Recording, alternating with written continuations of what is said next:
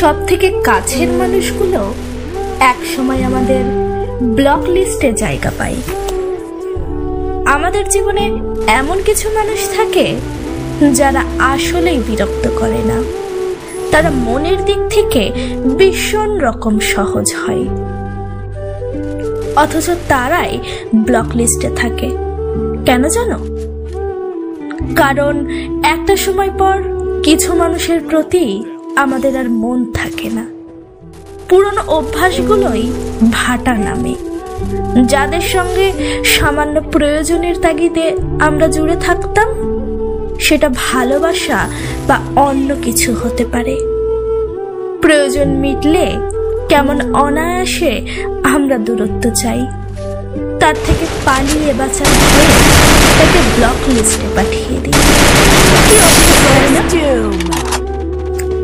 রাতে ঘুমানোর আগে নিজেকে একবার হলেও প্রশ্ন করে দেখো, একটা উত্তর আসবে।